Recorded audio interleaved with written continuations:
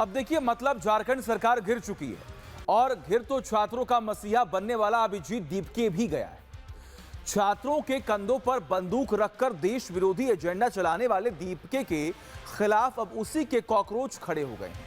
महाराष्ट्र में उसके घर के बाहर प्रदर्शन का पंडाल लग गया है। प्रदर्शन करने वाले हैं सीजेपी के कार्यकर्ता। सीजेपी के ये वो कार्यकर्ता हैं जो दीपके के साथ लगातार दिल्ली के जंतर मंतर पर हो रहे प्रोटेस्ट में खड़े थे। देखिए, रात में ये पोस्टर पहले कौन तो बता जवाब।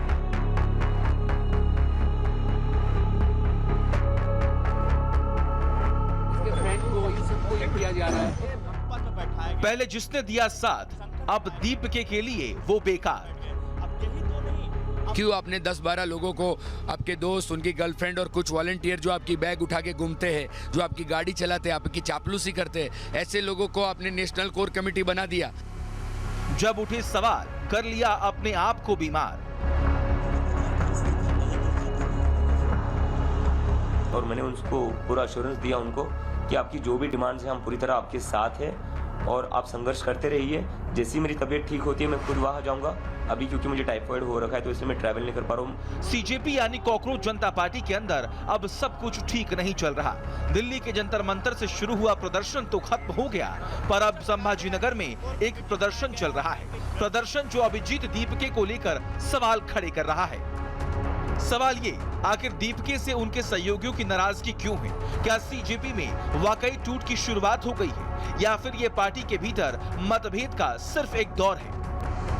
संभाजीनगर में ये तस्वीरें सीजेपी के भीतर बढ़ती नाराजगी की तरफ इशारा कर रही है। सीजेपी प्रमुख अभिजीत दीपके के खिलाफ उनके ही दो सहयोगियों ने मोर्चा खोल दिया। मनीष ब्रह्मभट्ट और राहुल पांड्या भूख हड़ताल पर बैठे हैं और दीपके पर गंभीर आरोप लगा रहे हैं। उनका कहना है कि दीपके ने संगठन में आम वॉलंटियर की मेहनत को नजरअंदाज कर दिया, अपने चहेतों को तरजीह दी। जिन वॉलंटियर्स ने कड़ी धूप में पसीना बहाया, आंदोलन को जमीन पर खड़ा किया, उनका सिर्फ दीपके ने इस्तेमाल किया।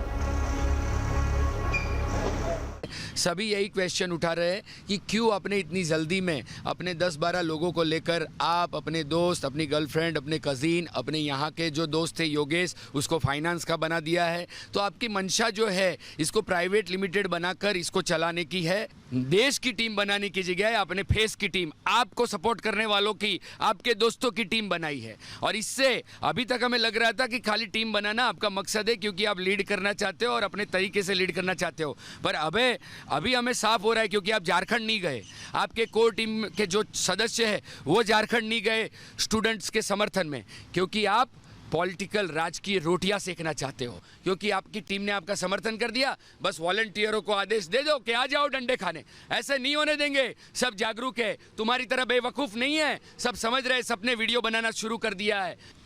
तू भी तो अभी से अपने आप को सरकार PM CM समझने लगा है। हमारी मांग क्या, आना यहाँ पे आके बात कर, मीडिया के सामने डिबेट कर, हम गलत है हमें गलत साबित कर। पर अगर हमें कुछ हो जाता है, हमने पुलिस में भी हमारी एक लेटर लिख के बोल दिया है कि अगर हम मर जाए तो ये मरने के लिए जिम्मेदारी है अभिजीत दीपके और इसकी टीम में जो प्राइवेट लिमिटेड लोग, ये असंवेदनशील लोग हैं। एक तरफ दीपके लगातार सरकार और व्यवस्था के खिलाफ आंदोलन का चेहरा बने हुए हैं, तो दूसरी तरफ अब उन्हीं के साथ काम कर चुके लोगों का विरोध सामने आना संगठन के लिए मुश्किलें बढ़ा सकता है। आरोप लग रहे हैं कि गर्लफ्रेंड, दोस्त और चहेतों को टीम में तरजीह दी गई। दिल्ली में आंदोलन के दौरान छात्रों के नाम पर राजनीति करने वाले लोग अब झारखंड जाने से बच रहे हैं और खुद दीपके के झारखंड नहीं जाने के बयान के बाद उसके खिलाफ सवाल और तेज हो गए हैं। तो जितने भी वॉलंटियर्स थे वहाँ पे, जिन्होंने 40 दिवस वहाँ पे अपना जी जान लगा के अपने घर परिवार को सबको छोड़ के देश के लिए, देश के एकजुटता के लिए इस शिक्षा व्यवस्था के खिलाफ अपनी जब आवाज़ उठाई थी, उन सबकी आवाज़ को कहीं ना कहीं दबाई जा रही है। वो कहाँ गए वो ऐसे बच्चे जो कहीं ना कहीं कोयम्बतूर से, कश्मीर से, तमिलनाडु से, कन्याकुमारी से जो बच्चे आए थे वहाँ पे, आज वो सबकी राय क्यों नहीं ली जा रही है? वो स्टूडेंट्स है, वहाँ पे कोई स्टूडेंट नहीं है, वहाँ पे कोई जनजी नहीं है। और हम आज ये डंके की चोट पे आपके माध्यम से कह रहे हैं कि अगर हमें कुछ भी होता है तो इसकी पूरी जिम्मेदारी अभिजीत दीपके और उसकी पूरी टीम लेगी। संभाजी नगर में उठ रही आवाज सीजेपी के अंदर की कहानी बता रही है। अगर विरोध करने वाले दोनों लोग लंबे समय तक दीपके के साथ रहे हैं तो उनका सार्वजनिक रूप से सामने आना सीजेपी के लिए चुनौती बढ़ा सकते हैं।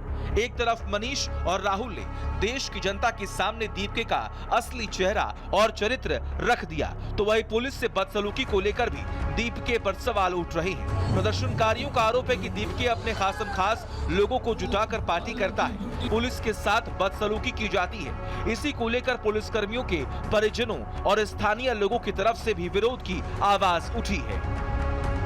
पुलिस ऑफिसर और पुलिसों का जो अपमान किया अभिजीत दीपके ने, तो हमारी मांग है कि उसने पहले माफ़ी मांगे और सरकार से भी मांग हमारी है कि उसको पुलिस की अगर ज़रूरत नहीं है तो पुलिस प्रोटेक्शन उसका निकाल ले, वो खुद उसका लिए उसको समर्थ है, तो उसको पहले तो माफ़ी मांगनी चाहिए, वही हमारी मांग है। 2 दिन का हम टाइम देने वाले हैं सरकार को। 2 दिन में अगर उसकी पुलिस उसने माफ़ी मांगा और पुलिस उसकी हटा दिए बंदोबस्त, तो हम कुछ नहीं करने वाले, नहीं तो फिर हम मंगलवार के दिन उसके घर पे आंदोलन करने वाले हैं। उसके घर के सामने हम ढोल बजाओ आंदोलन करने वाले हैं।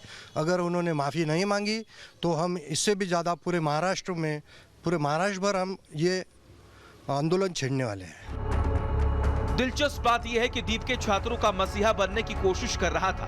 आज उसकी सीजेपी वाली नाव में छेद हो चुका है और वो कभी भी डूब सकती है। जो दीपके दिल्ली के जंतर मंतर से छात्रों की आवाज बन रहे थे, वो रांची में हो रहे आंदोलन से क्यों दूर भाग रहे हैं? क्या रांची के छात्र नहीं, या फिर जो अब तक दीपके कर रहे थे वो मात्र दिखावा भर था, ना कि सच्चाई?